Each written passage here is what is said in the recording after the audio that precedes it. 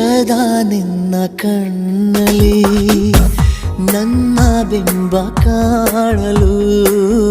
ಮರುಳಾಗಿ ಹೋದೆನು ಸುಮಾರಾಗಿ ನಾ